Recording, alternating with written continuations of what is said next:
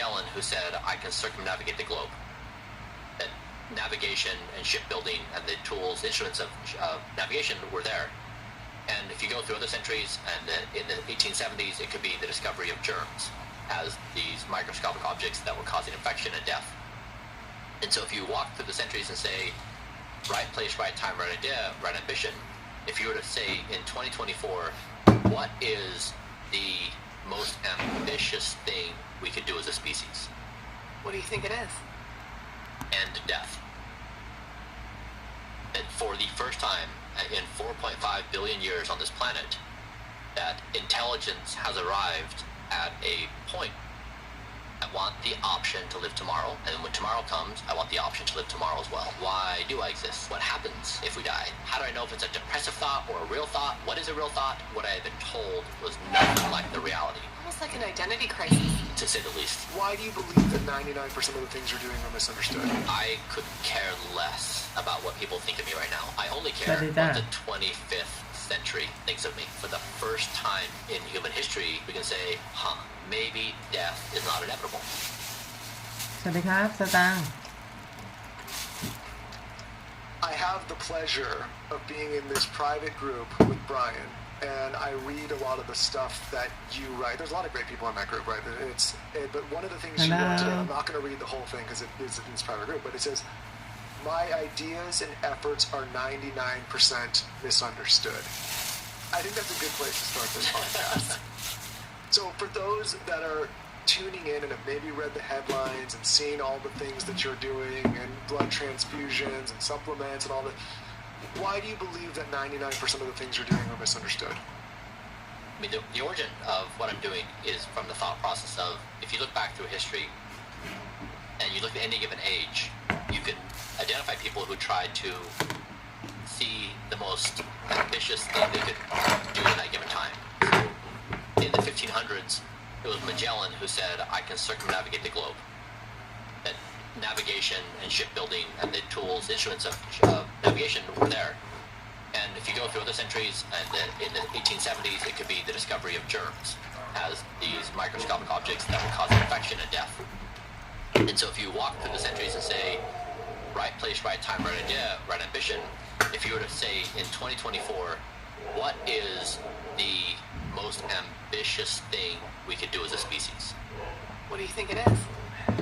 End death. Yeah. And for the first time in 4.5 billion years on this planet, that intelligence has arrived at a point where it has the capabilities where you can say that it is possible that we may be able to extend our lives on some unknown horizon. And that's even 5 years ago or even 10 years ago, that wasn't possible to make that statement. You know, you could say in the 70s it was our ambition is to go to the moon, which was unthinkable in that moment in time. And then of recent years it's been, well, we're going to go a bit further and we're going to go to Mars. But it wasn't possible for us to ever contend and say we think death should be our focus. And that's what my endeavor is about. But the headlines, of course, they highlight things that are resonant and get clicks, but it definitely does not understand what I'm trying to do. I think people are scared of people who think so outside of the box. เห็นป่ะไม่รู้พี่ I think it scares them, and so the headlines are them trying to put you back in the box so they can understand you. That's exactly right. That was my message in the group this morning, is that we were having a discussion about people about certain innovators not being understood.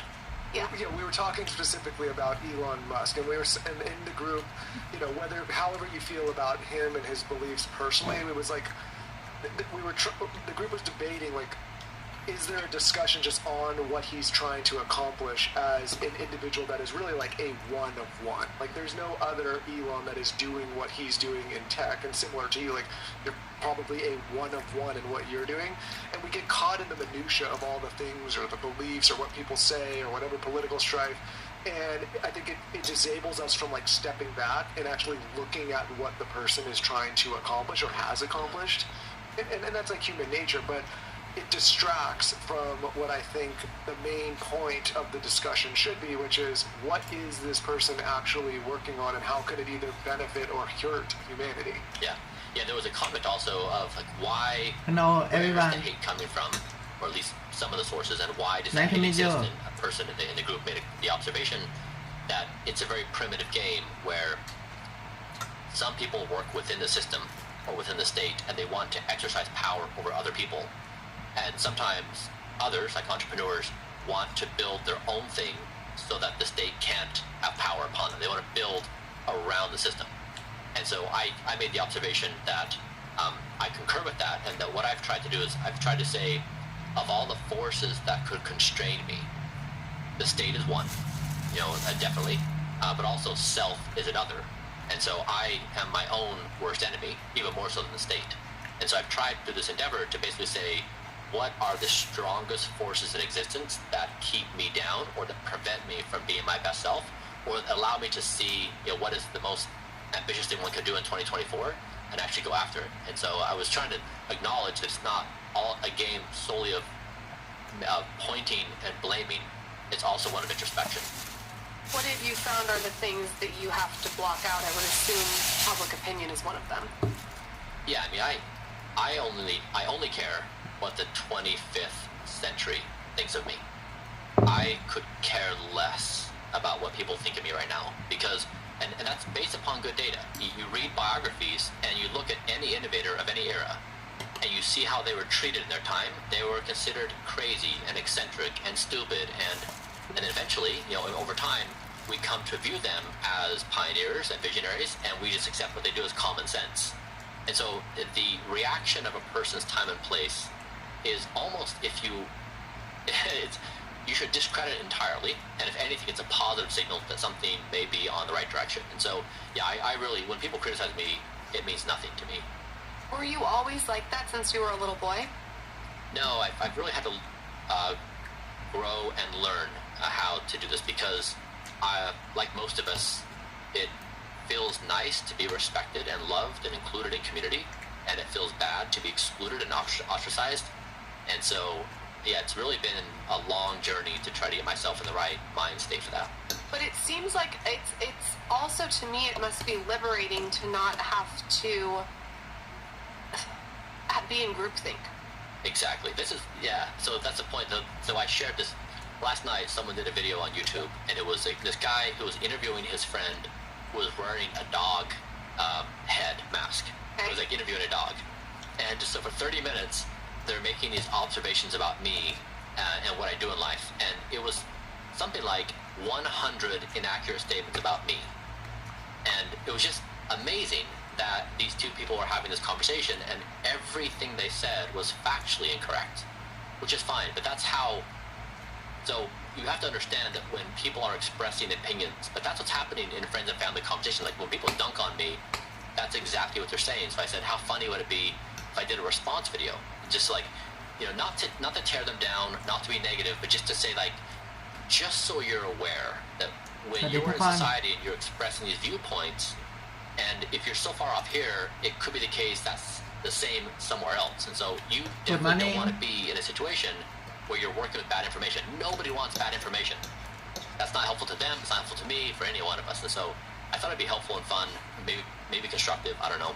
I think if you got on TikTok and did a response video, I feel like you'd get millions of views. You already are getting millions of views, but with you, I'd love to go back a little bit with you, because and we've done our research and talk about kind of your upbringing a little bit. It sounds like there was a lot of religion, and maybe you didn't always think this way or feel as liberated to just be yourself. And I'd love to just learn a little bit more about your childhood and what you were like growing up. Yeah. I think it's relevant. Yeah, it definitely is. I guess my life has been like one successive dismantling of reality after another one. I was born into this religious environment, and it was a situation where they said, this is reality. Every other reality is false. And your responsibility is to explain to those people who are in error why we're right and why they're wrong. And so that's the entirety of my existence, of like good and bad, right and wrong. And so it took, once you're in that world, unless you've been in it, you don't understand how deep that psychology goes. Especially when you're a young child. Exactly. Like you're in the womb, you're in the womb or even before. And so I left the church, but not until after I went through a few other crises where, for example, I started learning behavioral psychology, and I started learning about the 188 cognitive biases that we have. So our minds play tricks on us, like confirmation bias. It's like, I'm going out to form my own opinion, and you find the first thing, and it confirms your bias. You're like, God damn it, I knew it. I knew I was right. Sounds like you. I walk by a man, I'm like, God damn it, you do look good. Yeah, so then I discovered that I am irrational, I am hypocritical, I'm a disaster of cognition. But when do you realize that? Because I think not a lot of people come to that realization. The majority of people don't come to that realization. Yeah, my early 20s. Okay. And so then it became this shocking reality because I wasn't aware that I was hypocritical and I was inconsistent. And then when I learned this and I started seeing in my behaviors, it was like this mind-boggling experience of, wait a second, this is happening the entire time and I haven't known it. That's scary that my self-awareness didn't capture this larger range. And so that was like the second hit where it's like, okay, I can't trust this reality I've been in. I can't trust my mind. Then I got chronically depressed, and my mind started saying that life is hopeless. You should probably kill yourself. And then I had to, when those thoughts are landing all the time, who's making those thoughts? Is it me? Is it something else? Do I listen to them? Do I not? How do I know if it's a depressive thought or a real thought? What is a real thought? So then I had to contend with where is this coming from and what's happening. So then it's further confirms like my mind is not a trustworthy source. And so I walked through all these experiences in life, and I finally arrived, 10 years ago, where I don't know if there's a starting point to trust much of anything outside of maybe basics like math and physics and things that are structurally sound. When you got depressed, how did you know to take yourself out of it to realize that your mind could play tricks on you? That's pretty deep. It is. To be young and understand that, it's almost like you have to have some level of intelligence that a lot of us don't maybe have. Yeah, I wish there was some basic educational standards we had as a society, and one of those would be you are not your thoughts. It was such a turning point in my life to realize that everything that in my mind is generating is just some process happening, but it's not me. I can choose what I do with those thoughts. I can dismiss them, I can evaluate them, I can challenge them, I can go with them, I can do all these things. And so it was that point. And so now, for example, the first 3 or 4 thoughts that land in my mind, I know are going to be wrong on anything. Oh. And so for me, it's an observation of amusement, of what is my mind generating in this moment? And then I have to sort through them a little bit. On the 5th or 6th, I finally get to some stable place where I can start listening to my mind. Before that, it's just trying to figure out what's even happening. I think one of the most powerful things that we can do as humans is be aware of our thoughts and be able to step outside and look at our thoughts. And I find that for me, the best way to do that is through meditation. Are there things that you do that help you observe the way you think? Yeah, meditation's been a really important one. Sleep. So you'll do dream work and it works itself out. When I'm well rested, I have much better clarity of mind. When I'm tired, I find that my grumpiness and irritability creates much stronger emotions. When you were working so hard, and we'll get into your entrepreneur endeavors, were you lacking sleep? Is that how you know that experiment? Yes. Yeah. I was sleep deprived for a long time. So have you always been, you're very articulate, you're very intelligent. Have you, since you were little, have you always been of this intellect? I did really poorly in school. Really? Yeah, it didn't make sense to me. Huh. I just couldn't understand the way they structured information. So the way that they were giving you information didn't work for you? Yeah, or rather, I should say, I did really well in school. I graduated in the top, 3% of my class, but I had to. Hold tight. But I had to work 5 times longer than my friends. So they would go home, get the homework done, or do all the work in school or in class, and I'd be like, I got 5 hours of homework ahead of me. And so the amount of time I had to put into getting really basic things done it just seemed like I really struggled to learn at the speed they did in those environments and score as well they did. I had to put in so much effort. Well, I mean, like, to play devil's advocate there, I think I was a terrible student, and I did not graduate in the top 3%, not even close. Might be close to the bottom 3. But I think a lot of the way my particular quip or qualm or whatever with school is that it is set up to follow a very structured system of rules in a lot of cases, and I think that is very challenging for many individuals who don't fit neatly into a box or organization. I've always been an entrepreneur and done my own thing, and not saying one way is better than the other, but there is no way that I plug in neatly to an organization with a process. It's just not how my brain works. And I remember getting so frustrated with school because it was all about, like, you do this and then you get this, and one, I felt that's very predictable and boring.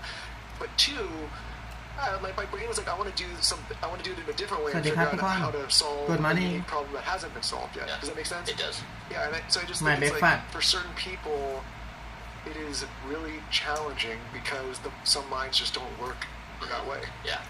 There is this magical soothing spray that was actually recommended to me by one of the audience members. It's by Primally Pure, which is one of my favorite non-toxic brands, and they launched, this cycle soothing spray. And what it is it's full of magnesium, which is a magical new and immediate body lotion that's WW Platinum. Key ingredients personally for my flawless trap for your /skinny. I am obsessed with Jean brand on there. Roller almost pressing plus when you got out of school. Top picks for the season, and don't forget to check out the festival edit while you're there. It just dropped and it's too good. That's REVOLVE.com/SKINNY. When you got out of school, what did you do?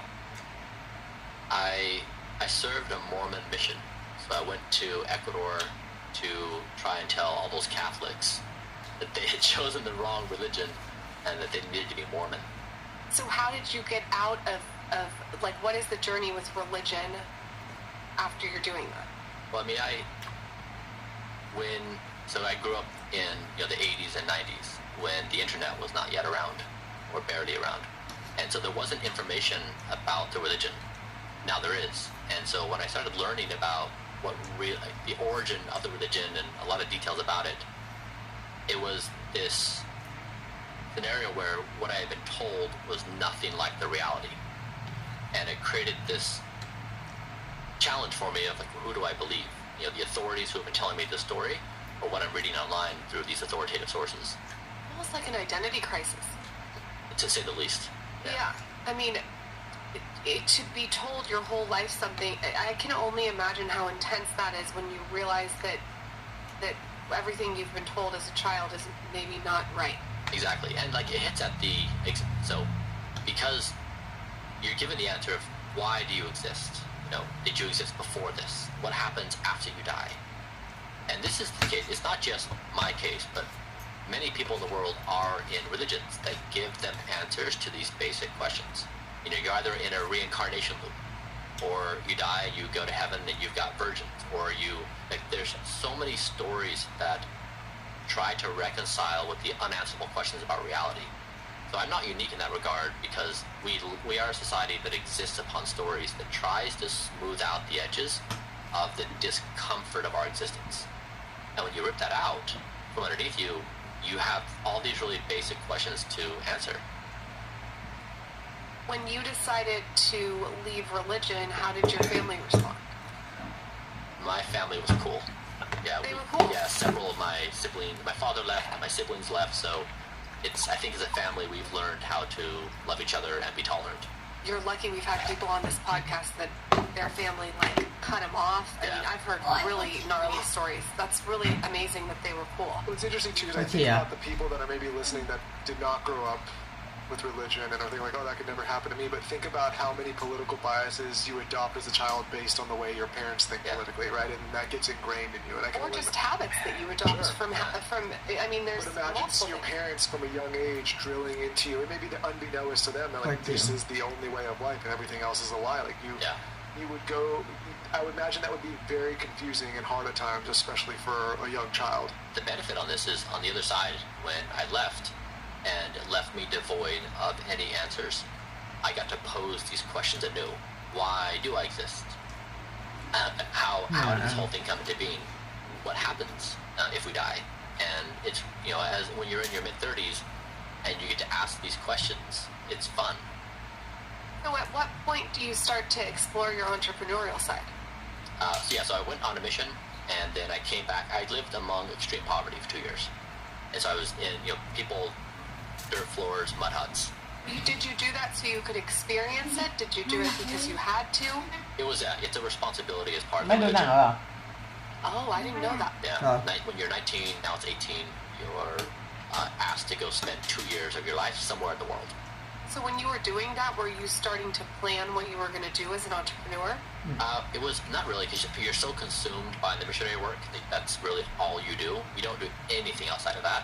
I came home and I was overwhelmed by the opulence of the United States. I came back and I can't even recreate the experience. It was insane how, it was almost like an imaginary world of how pristine it was in the U.S. relative to being in extreme poverty. And the only thing that I felt internally was this burning desire to do something that would benefit the human race. It didn't make sense to get a job and try to make money. It was just that. I didn't know what it was. I wasn't really good at anything. I didn't have any skills. And so it's just this general thing. And so I said, in like my naive 21-year-old mind, I'm going to make a whole bunch of money by age of 30. And then I'm going to go out and change the world. I'm going to make the human race better. That's what you're doing. Yeah. It's literally what you're doing. You manifested that. So for those that are achievement-oriented and they're like, okay, well, how does a 21-year-old then, because every headline, and you've read them, tech billionaire, tech millionaire, I think people have this perception of you, like it's like a modern-day Tony Stark, right? It's like this kind of like veiled character. And I think we do a good job in this country of painting a picture of people that have had the success you've had. Because it's like almost like this weird creature that's, in the shadows that has, you know what I mean? And I think like it's important to articulate and paint the picture of like a 21-year-old who comes here with nothing and decides to build this career. What did that actually look like for you? Yeah, I guess I started evaluating ways. I knew there was a few laws. Like one, I couldn't trade my time for money. I couldn't go out and get a job and make a certain dollar per hour.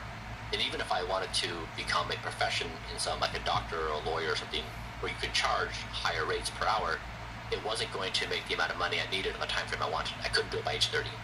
So I needed to build something that would scale and be worth a lot of money in a very short period of time. So I started focusing on companies that had those attributes. And I didn't really care about the industry. The industry wasn't the application, it was the money. And if I knew what I was going to do to try to change the world, marry those two, great. But I just really went after money. So I started companies. A few small ones worked, some failed, and then I started a company called Braintree when I was 27. It was doing payments. And the way I got into that is I was in another startup. We were trying to make ends meet. We had debt up to our eyeballs, like we were barely making rent. And I needed to have a part-time job in order to pay my bills for my other startup. And so nobody would hire me. I emailed the 50 richest people in Utah. I found this list, the 50 richest people. I said, hey, I'm young, I'm smart, I'm ambitious, I'm resourceful. I'll come work for you. I'll do anything you need. And then no one responded. I applied for 60 jobs. No one would give me an interview. So finally, I found this job posting selling credit card processing door to door.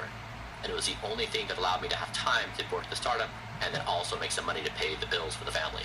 So I had a baby at the time. And I just went out and I found payments to be this broken industry that had lacked innovation for quite some time. I did that for a year, and I started Braintree, which was basically helping online businesses accept credit card payments. So like Airbnb and Shopify were our early customers. And that company grew, and then we acquired Venmo in a couple of years later, and then PayPal bought the entity for $800 million in... You bought it for what, 20-something? Yeah. Yeah, so okay, so you unlocked the return you were looking for. Yeah. Good job. It seems like, though, that you wanted to use correct me if I'm wrong, what you just said is a lily pad to get to doing what you do now. Yes. Well, that's what I find so fascinating now, and we're going to really dive into your story here, which is, it sounds like this was all, to Lauren's point, just the initial thing that you feel you needed to do in order to do what you are now doing, which is unlock That's human. what's so interesting to me. That's why I'm so interested in you, because it's like most men that we've had on here that sell companies for a lot of money, they like kind of feel like they made it. And with you, it's different. It's almost like you're using it as a stepping stone to get somewhere else. Which is, it's like you just kind of like used it you wanted to use, not just to like make money and buy the sports car. Do you know what I mean? Like, it's like you have a way bigger picture. When I told the team when I told people in this office we were interviewing you, I think this is why I'm so happy you're here. Is like there's so much misconception and lack of clarity about what you're actually. And tell me if you disagree with this. I feel in a way your cause is a very noble cause that is essentially trying to unlock more human potential. With you also being willing to be the guinea pig of a lot of this testing on yourself. It's not like you're going and getting a bunch of other people and saying, I need to try all this stuff, and you like, I'm not going to participate. It's like you're essentially doing it on yourself, taking a lot of your own money, funding it yourself, and if it works, it potentially could unlock a lot of new potential and help a lot of people. Is that kind of what you're... Okay. Yeah, and I think what people on the other side were like, well, why is this guy that's worth all this money trying to live forever? Like, what makes him so special? I look at it as like, well, isn't this kind of what